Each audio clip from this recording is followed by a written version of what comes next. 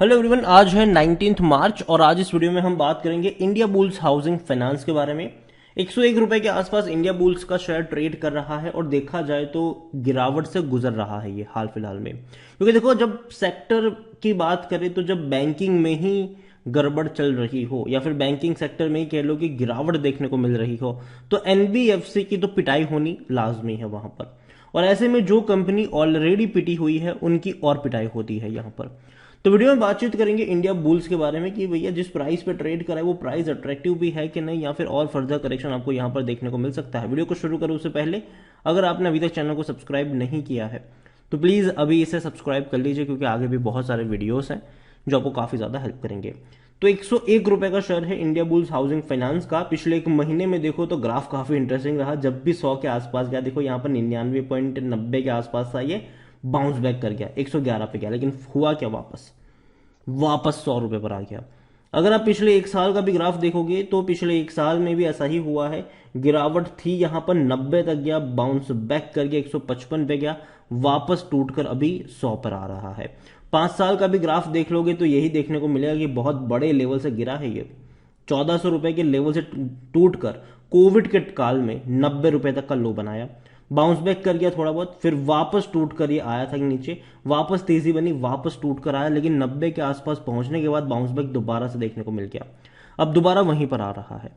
तो देखो, पहली चीज तो ये कि पहले वाला माहौल नहीं है अभी, और अभी सबसे ज्यादा दिक्कत आ रही है बैंकिंग सेक्टर्स में। और प्रॉब्लम्स अगर आप देखो, जब बड़े बैंक्स में दिक्कत आ रही हो तो छोटे एनबीएफसी की हालत उतनी अच्छी आप एक्सपेक्ट नहीं कर सकते। और देखो, मैंने पहले भी कहा था कि जब भी ऐसी गिरावट आती है बैंकिंग सेक्टर को लेकर, जब इस तरीके का पैनिक फैलना शुरू होता है, तो इसका जो फायदा होता है ना, ये बड़े बैंक्स को होता है ऐसी सिचुएशन में। क्योंकि लोग देखते हैं यार छोटी बैंक्स डूब रही है, छोटी बैंक्स में दिक्कत आ रही है, तो मेरा पैसा यहाँ पर सेफ नहीं है, तो वो लोग क्या करते हैं, अपना पैसा वहां से निकाल के बड़ी बैंक्स में रखना शुरू कर देते हैं। तो छोटी बैंक्स दिक्कत में आती है, लेकिन हालांकि इंडिया बुल्स का अगर आप देखोगे तो दिक्कत इनको हो रही है कहां पर, इंटरेस्ट रेट से। अभी देखो क्या है कि फेड्स अपने इंटरेस्ट रेट, देखो ऑलरेडी भारत में आरबीआई ने इंटरेस्ट रेट बढ़ाया, उसके बाद यूरोप में भी इंटरेस्ट रेट अभी हाल फिलहाल में बढ़े, उसके बाद दोबारा चांसेस है कि फेड्स अपने इंटरेस्ट रेट बढ़ा सकते हैं, उसके बाद फिर से भारत में भी इंटरेस्ट रेट बढ़ने के चांसेस है। अब आप खुद सोचिए कि जब इंटरेस्ट रेट बढ़ेंगे, ठीक है, तो ये भी एनबीएफसी कंपनियां हैं, ये भी आरबीआई से ही पैसा लेती है, ठीक है, लेंड करती है पैसा उनसे। और इवन प्रॉब्लम ये आती है कि ये ज्यादा ब्याज पर कभी कभी इनको उठाना पड़ जाता है, जो जो फंडिंग ये लोग लेते हैं, ठीक है, जो पैसा रेज करते हैं एनबीएफसी। तो प्रॉब्लम ये आती है कि इनको कई बार बड़े इंटरेस्ट पे पैसा रेज करना पड़ता है। और प्रॉब्लम यही आती है कि भैया इनको जब बाकी लोगों को पैसा देना होता है, आगे पास ऑन करना होता है, तो ये उतने अच्छे प्राइस पे नहीं दे पाते हैं कहीं ना कहीं। तो एक प्रॉब्लम जरूर आएगी, इनको और ज्यादा डिस्काउंट देने पड़ते हैं, तो मार्जिन थिन हो जाता है यहाँ पर। और सबसे बड़ी इश्यू जो अभी मुझे यहाँ पर लग रही है वो ये है कि इनका रेवेन्यू कम हो रहा है, इनका प्रॉफिट कम हो रहा है। यहाँ पर अगर आप देखोगे तो वॉल्यूम 66 लाख के आसपास के देखने को मिल रहे हैं इंडिया बुल्स हाउसिंग फाइनेंस में। कंपनी को लेकर अगर हम बात करें तो कंपनी में सबसे पहले चलते हैं इनके डिविडेंड के ऊपर, क्योंकि एक टाइम ऐसा भी था जब कंपनी बेहतर डिविडेंड पे कर रही थी, साल का 40 रुपए तक का डिविडेंड पे करती थी, ये 35 से 40 रुपए के आसपास का। लेकिन पिछले साल इसने डिविडेंड पे नहीं किया, लास्ट डिविडेंड 2021 में पे किया था, वो भी 9 रुपए का, पिछले साल पे नहीं किया। इस बार भी पे करेंगे कि नहीं कह नहीं सकते, चांसेस तो ना के बराबर लग रहे हैं। क्योंकि प्रॉब्लम अगर आप देखोगे तो रेवेन्यू में है, लगातार रेवेन्यू कम हो रहे हैं, 17,000 से 13,000, फिर 10,000, फिर 9,000। और प्रॉफिट भी अगर आप देखो तो यहां पर भी सेम केस है, 4,000 से 2,000, 1,200, 1,175, तो गिर रहे हैं यहां पर इनके प्रॉफिट्स भी। तो प्रॉफिट में गिरावट है, इनके रेवेन्यू में गिरावट है। अगर इंडिया बुल्स हाउसिंग फाइनेंस के बारे में हम देखें तो 3.81 का पी रेशियो है। देखो, किसी को भी ललचा सकता है ये पी रेशियो, क्योंकि सेक्टर पी 20 का है, सस्ता कह सकते हो आप इसको, लेकिन फिर भी 50% एनालिस्ट जो खरीदारी करने की बात कर रहे हैं। जहां तक बात करें होल्डिंग को लेकर, शेयर होल्डिंग को लेकर, तो यहां पर प्रमोटर के पास 9.59% की होल्डिंग है। लेकिन जो प्रमोटर है अब वो प्रमोटर नहीं रहेंगे यहां पर, क्योंकि प्रमोटर ने भैया सेबी में खुद बोल दिया, मतलब एक्सचेंजेस में खुद बोल दिया कि देखो भैया अब हम पब्लिक में, हमको आप पब्लिक में कंसिडर करो, और वो मंजूर भी हो चुका है। तो जब नेक्स्ट क्वार्टर में डेटा अपडेट होगा तो प्रमोटर आपको जीरो दिखेंगे, और जो प्रमोटर थे वो पब्लिक में काउंट होना शुरू हो जाएंगे। तो 4.28% की होल्डिंग म्यूचुअल फंड के पास है, 8.83% डोमेस्टिक के पास है, 21.73% एफआईज के पास है। देखिए प्रमोटर ने इससे पहले जब बड़ी क्वांटिटी बेची थी तो हमको ये आर्ग्यूमेंट दिया था उन्होंने कि ब्लैक रॉक जैसा बड़ा ग्रुप खरीद रहा है, लेकिन एक्चुअली में वो सही पिक्चर नहीं थी। जितना प्रमोटर ने बेचा उतना बड़े बड़े फंड हाउस ने नहीं खरीदा। एक्चुअली में हुआ ये था कि जो बड़ी खरीदारी थी वो रिटेल इन्वेस्टर ने ज्यादा करी थी। वहां पर आप देखो तो रिटेल इन्वेस्टर्स ही यहाँ पर खरीदारी करते हुए हमें नजर आ रहे हैं लंबे समय से। कंपनी को लेकर अगर हम बात करने जाए तो कंपनी में उतनी बड़ी अच्छी खासी क्वांटिटी में नहीं देखने को मिल रहे हैं बड़े बड़े फंड है जरूर, लेकिन फिर भी दिक्कत है कंपनी को लेकर यहाँ पर। अगर मैं इंडिया बुल्स हाउसिंग फाइनेंस की बात करूं तो 100 रुपए का शेयर जरूर है, लेकिन जब भी इस रेंज के आसपास 90 से 100 रुपए के आसपास एक तेजी हमें देखने को मिलती है हर बार, लेकिन अब वो वाले माहौल नहीं है।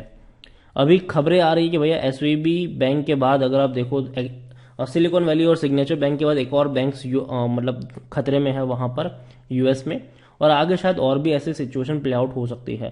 क्रेडिट सूस जैसी बड़ी बैंक भैया खतरे में है, तो वो भी एक बड़े संकेत है कि भैया अगर वहां पर ऐसा कुछ हो रहा है तो देखो भारत में मुझे नहीं लगता कि कोई बड़ा बैंक यहाँ पर खतरे में भारत में आएगा, लेकिन फिर भी असर ये जरूर हो सकता है आने वाले दौर में कि अगर फेड्स अपने इंटरेस्ट रेट को बढ़ाता है तो भारत में भी आपको इंटरेस्ट रेट बढ़ते हुए नजर आएंगे, और ऐसे में जो रेवेन्यू और प्रॉफिट इनके ऑलरेडी कम है वो और ज़्यादा कम हो जाएंगे, क्योंकि डेफिनेटली जब इंटरेस्ट रेट ज़्यादा बढ़ते हैं तो लोग अपने खर्चे को कम करना शुरू कर देते हैं, लोग होम लोन के लिए कम जाते हैं, एटलीस्ट अपना जो प्लान है वो 1-2 साल के लिए पोस्टपोन कर लेते हैं जब तक मार्केट की हालत सही नहीं हो जाती है।